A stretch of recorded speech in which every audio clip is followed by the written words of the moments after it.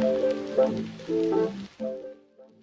guys, and welcome back to Live Love Lang. Yay! This is where we teach you how to learn multiple languages and how to go abroad.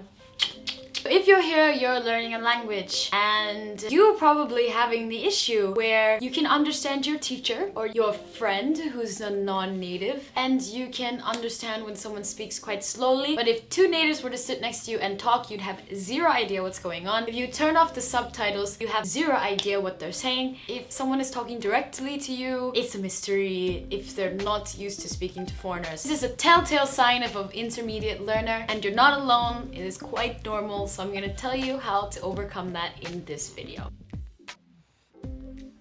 Talking about training your ear. I think this is one of my best skills because I am very good at understanding native speakers. Even if I can't speak, I figure out relatively early when I learn a language how to understand people. I can say it's a natural disposition. I have a very clean ear. Sometimes when people speak fast, it doesn't matter how well you understand the language because they don't say all the words anyway. It's literally gibberish. It is actually gibberish. They're not speaking that language. You could tell them that I said they're not actually speaking that language. That's how I feel in Swedish now, because they'll speak and I'm like, that's not Swedish. Because I know, right?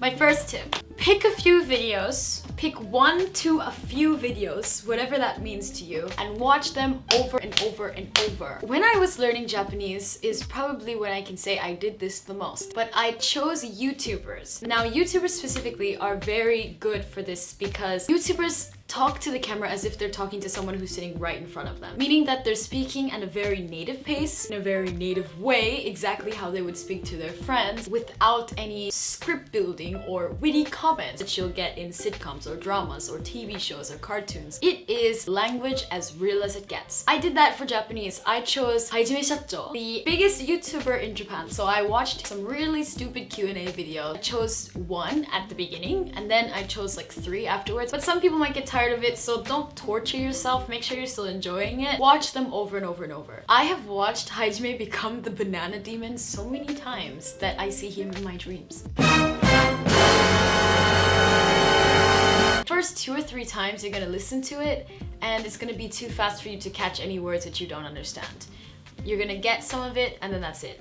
You listen to the 4th time, the 5th time, and you're like, okay, I get the gist of this already. Then the 6th or the 7th time is when you're gonna start honing in on words like, what did that word mean? What is he trying to say here? And you can ask questions and write things down and ask your favorite influencer. Eventually, after maybe the 50th, 60th time that you spread out over a month or so, you're gonna realize, I understand it now. And that is the moment we all want. If you can understand someone who speaks as fast as Hajime Shacho, you'll be able to understand majority of Japanese people. Pick the thing that you enjoy the most because you're gonna be watching it a million times, and make notes of your progress. Analyze each time that you listen to it and take some breaks in between too. You may be surprised how much more you're absorbing if your other study is bringing you to the next level. The second thing is dramas. Dramas are a little bit different. It's not so much natural speaking language you're gonna pick up. It's more like the body cues. A large percent of language is non-verbal language. That stuff is really important, and your brain loves connections. The more connections you can draw, meaning when Koreans say yeah, their mouth drops open. If your brain can make the connection between your mouth dropping open and the word and also the situation, and then also how you do it when you replicate it, yeah, your brain is gonna have so many connections that there's no way that it's gonna forget how that sounds. So that's what you do, and that's how you use dramas to understand native speakers better.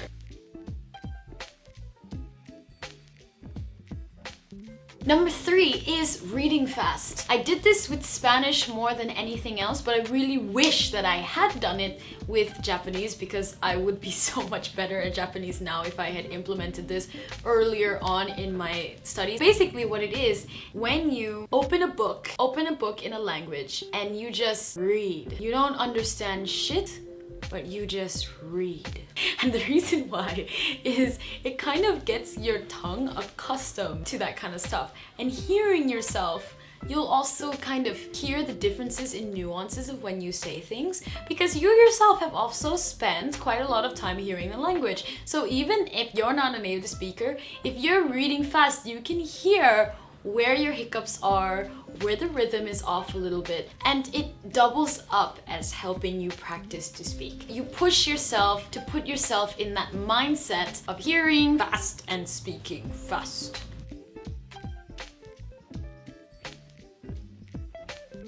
The last thing that I'm going to recommend, and you're gonna laugh at me for it, is talking. I say this all the time, so people are probably gonna judge me, but you need to talk, and you need to listen. But now I'm here to tell you, you need to talk to listen. I know, I'm mental. But basically, talking to listen is, the more you familiarize yourself with the way something sounds when it's said, is the more you're gonna recognize it when it's actually said. So if you have it on paper and you see it on paper, or you hear it every once in a while in an obscure context, your brain doesn't clamp onto that very much. Even if you know, for example, 미국 안에서, you know 미국 안에서 means inside of America in Korean. In that case, whenever you see it and you're going slowly and your brain is processing, you're gonna recognize, yes, 미국 안에서 means inside America. However, when in a fast sentence and someone says to you, 미국 안에서 어디서 살아요? It's gonna go so fast past your brain that it's not gonna register. So if you say it more often, if you speak more often, if you talk to yourself, things that you say will become more evident when other people say them. Because once again, it's that connections that your brain loves. That's it for today's video. I hope you enjoyed it. My first tip is my most recommended tip, but the other ones are really good too. I break down all of these language tip videos on my Instagram. Follow me on